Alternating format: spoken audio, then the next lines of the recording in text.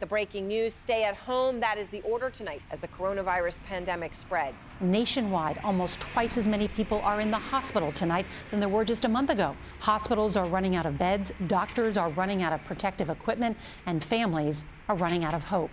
The entire state of California ordered to stay at home. That's 40 million people. The global death toll has now topped 10,000. Almost 250,000 cases have been recorded.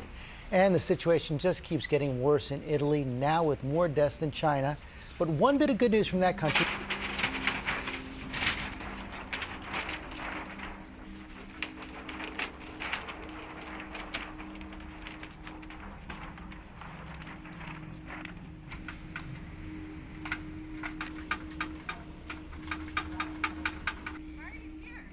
I'm filming that. Filming what? Do you not see the guy taking the... Yeah. Whenever you're ready. So it was actually the first night of lockdown, so March 17th, 2020. But everyone's staying inside, you're only going out for essential things. Could I just get like, just 2 chocolate? So then I was like, okay, people are gonna be looking for some stimulation. So I came up with COVID Kiss. It seemed ironic and, you know, people want to kiss, but they have to stay 6 feet away. But I didn't really run with it. It didn't really feel personal. It felt like I was using someone else's work. I guess what attracted me to it in the first place is having the discourse between what is vandalism, what is art, and why, and who gets to decide. I did the COVID Kiss for about a month. Afterwards, I came up with the Ongo design. The first time I painted Ongo with the stencils, everything aligned perfectly, and I was just like, yeah, I think this is it. ONGOSF? Yeah. ONGOSF. There's certain color plays where you do kind of just get hypnotized by it, just like the way that they play off each other and giving depth and space. It's a very in context in San Francisco. Like, I grew up in Milwaukee, been living in San Francisco. Okay. It's very contextualized. Like, yes, it was inspired by... he's overanalyzing it right now.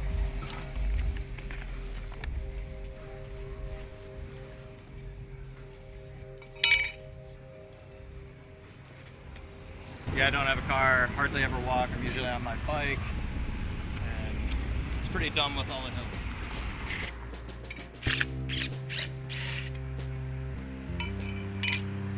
I definitely felt more and more like a San Franciscan, like, since the pandemic and spending Christmas 2020 alone. Like, that was fucking weird.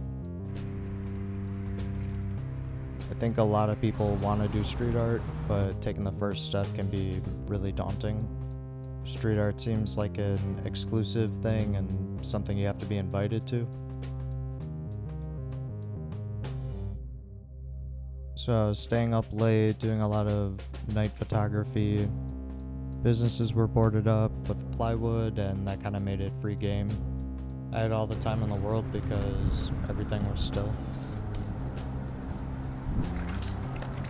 It started out as just the head, no face tattoo, and I did that until I wanted it to take up some more space. So I was thinking, what inspires nostalgia as far as like a body shape, and that's when I kind of settled on the Lego feature of it. It's really nothing more than that, you know, it's just that.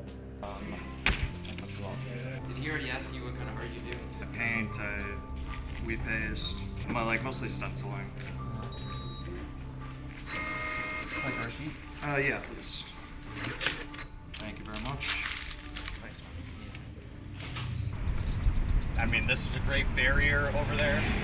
I'm not really worried ever with the boat bond. It seems like it would be really suspicious, but you think about it, if you drive past something, you're going somewhere, you know, you see a puff of smoke or something, you know, it's like, oh, that was weird, you know. So the more I've done this, the more I've realized people really aren't looking. So, yeah, there's that. I guess my main goal with art is to be able to make a living. I was working in technical recruiting at a startup in San Francisco. It was the first time I made $100,000 in a year, which isn't a lot in San Francisco. I think $110,000 is the poverty line. For the longest time, I was under the impression that you have to work in tech if you want to live in San Francisco. Hardly any artists make more than $100,000 in a year. And so I have a tool, socket wrench to take the bolts out. I'm thinking though, maybe it'd be best if if you film, I'm gonna do this one, if you film it from far away.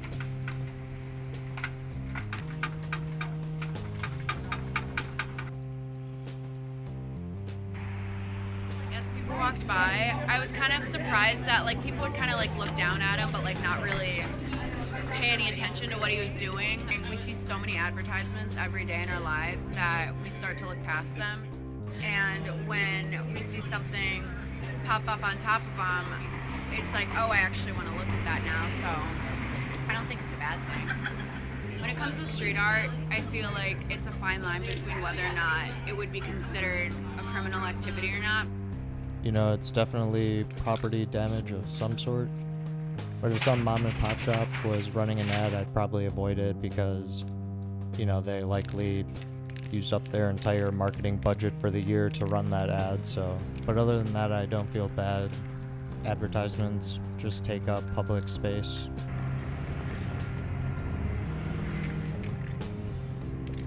What are you doing? How's it going, man? How's it going? Oh, I love art. We need it in all communities. Yeah, I've never seen this before where you do it on the ground. Yeah, I kind of scared him. That's kind of funny. What are you doing here?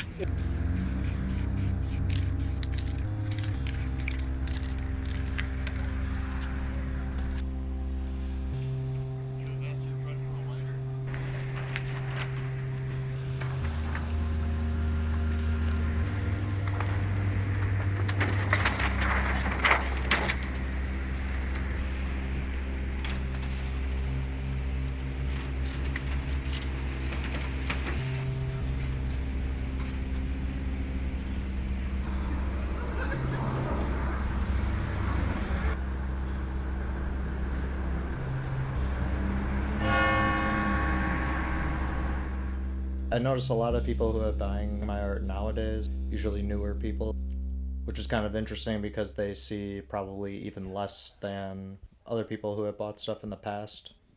That's reinforcing in a way that, okay, I've gotten enough street cred or legitimacy now to be able to maybe just sell art legally, focus less on the vandalism and more on the legal and value add aspect of the art. You gotta spend money to make money, you gotta do stuff that isn't really legal and whatever in order to kind of get the ball rolling, and then once it's rolling, then it just keeps gaining more and more legitimacy.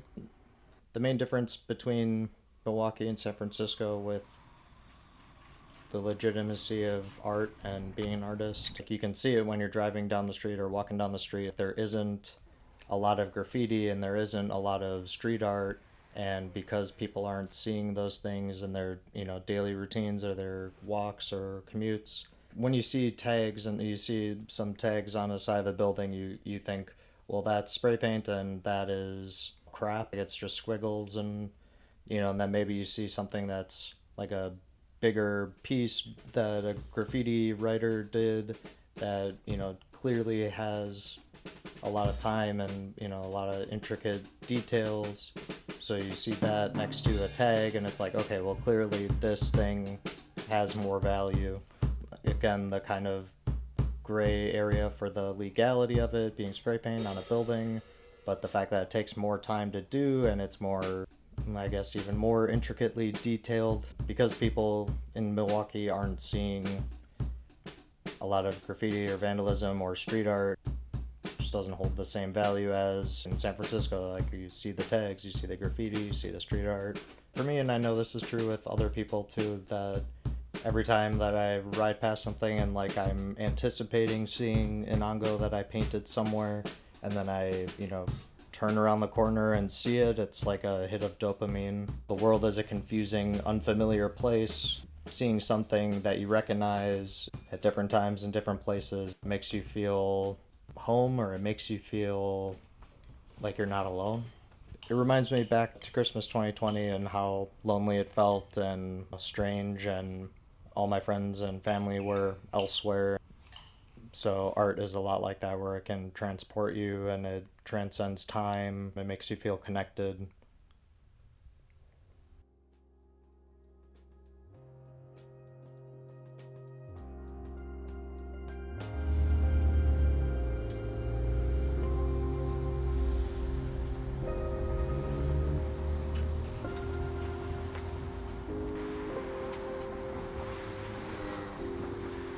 I'll take an already painted mini map and install it into the display case. And like if I post about it, then people recognize where it is, and then someone goes and takes it.